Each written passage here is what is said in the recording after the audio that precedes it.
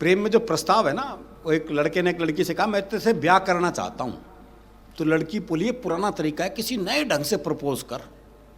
तो लड़का बोला ऐसा है, तू मेरे छोरे से अपनी चिता में आग लगवाना पसंद करेगी?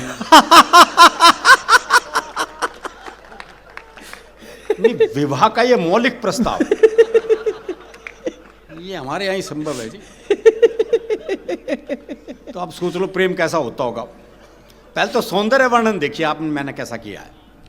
एक लड़की पंत की कविताओं सी कोमल कुंतल बिखराती, पद्मा करके छंदों से इतराती, बिहारी के दोहों सी कटीली छबीली, रस खान के सवैयों सी रसीली, जायसी की पद्मावत का प्रेम ज्ञान पिए, प्रसाद की कामायनी का सौंदर्य बोध लिए, चेहरे पर दिनकर की कविताओं सा तेज, और विद्यापति की राधा को अपने में सहेज, रोडवेज की बस में चढ़ी। आए हाय, वाह भाई साहब, क्या बढ़िया बात। एक बार दोबारा भाई साहब, एक बार और प्लीज करें, एक बार और। आपको बताऊं, खुर्जा के आसपास जो रामलीलाएं होती हैं ना, उसमें पंडित जी मंच पे खड़े होते हैं, वो बताते रहते हैं रावण तू ये कहे, अंगद तू ये कहे। तो रावण अंगद संवाद चल रहा था, पंडित जी ने अंगद से कहा अंगद तू रावण से कह कि हे रावण, तैने सीता का हरण करके ठीक नहीं किया। सीता माँ जगत जननी है, वो हम सबकी माँ हैं, राम साक्षात विष्णु के अवतार हैं। अभी भी समय है, तू चेत जा और माँ सीता को वापस लौटा दे। अगर तैने ऐसा नहीं किया तो तेरी खैर नहीं। अब इतना लंबा डायलॉग अंगद भूल गया। बोला हे रावण, जैसे जैसे पंडित जी कह रहे हैं वैसा वैसा कर दे।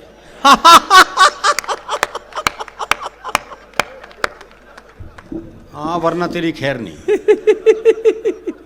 तो एक ऐसी ऐसी लड़की रोडवेज की बस में चढ़ी।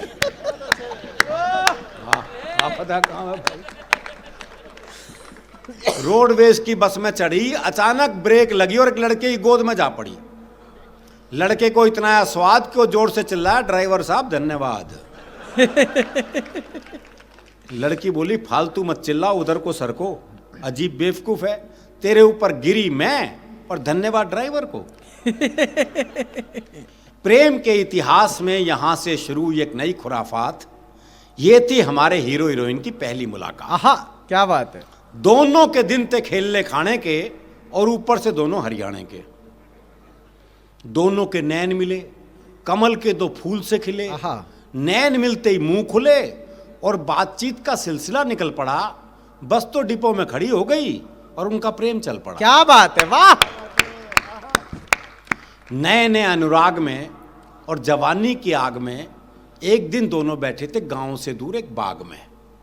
लड़का बोला दिखे, ये जो तेरी जोड़ सी गहरी गहरी आंख से ना। जोड़ समझते हो ना, जिसमें भैंसें नहाती हैं। अब हरियाणा में झील तो है नहीं भाई, ना तालाब ना झील, जोड़ ही है बस। तो उपमाएं तो वहीं से लाएगा ना आदमी, जहां जो देखेगा। ये जो तेरी जोड़ सी गहरी गहरी आंख से ना, जी करे से मैं डूब जाओ, पर मैं क्या करूं, मैंने तो बापू से पहले ही कही थी मैंने तैरना मत सिखाओ। तैरना तो एक बलास है, तेरी आंख देख के पता चला डूबना भी एक कला है। हाय वाह। तेरी आंख देख के पता चला डूबना भी एक कला है। मावस की रात जिसे तेरे गाल है, और पूर्णमासी की चांदनी बिखेरते तेरे बाल। लड़की बोली रे क्यों आकाश में धर रहा से, बाल की जगह गाल और गाल की जगह बाल कर रहा से। लड़का बोला रे के करा, तेरी सुंदरता देख के इतना फूल गया कि उपमाओं का क्रम ही भूल गया। आहा, क्या बात है, वाह। खैर, हुक्के की चिलम में धरे जलते अंगारे से होंठ। बोले तो विस्फोट, ना बोले तो कालजे में चोट। लड़की बोली रे इन बातों में तो कोई भी खो सके से, इतना मीठा मत बोल, मेरे शुगर भी हो सके से। और कवियों के प्रेमी प्रेमिका बैठते होंगे सागर किनारे रेत में। हमारे तो हरियाणा के थे, इसलिए बैठे थे गन्ने के खेत में। प्रेमी बोला आज तो जी करे से मैं भी थोड़ा झूम लूं, तू हाँ भरे तो तेना चूम लूं। ओहो। उसने यही सवाल पूछा 8-10 बार, पर बेकार। प्रेमी गुस्से में बोला बहरी है के। प्रेमिका बोली तू मेरे ऊपर गुस्सा क्यों उतार रहा है, मैं तो बहरी कौन यहाँ पर तेरे के लकवा मार रहा है।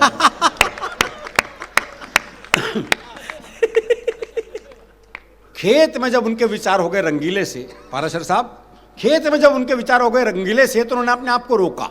बोले कल से यहां नहीं मिलेंगे, कल से मिलेंगे टीले पे। अगले दिन लाठी खड़खड़ाता हुआ प्रेमी आया, लंगड़ाता हुआ। प्रेमिका देखकर मुस्कुराई, बोली आज तो बहुत लहरा रहा सर। मन लगे माँ से मारे ब्याह की बात करके आ रहा सर। प्रेमी बोला हाँ, मैंने माँ से बात करी थी, पर के करूं, माँ ने बापू से बात कर ली और बापू ने 2-4 पहलवानों से बात कर ली, और उन्होंने 10 मिनट में मेरी ये हालत कर दी कि माँ ने लाठी मेरे हाथ में धर दी। मैंने लगा यही गुल तेरे घर में भी खिलेंगे। प्रेमिका बोली फिर तो टीला भी छोड़, अगली बार अस्पताल में ही मिलेंगे। फिर तो टीला भी छोड़, अगली बार अस्पताल में ही मिलेंगे, क्योंकि मेरा भाई भी तेरे से बात करेगा।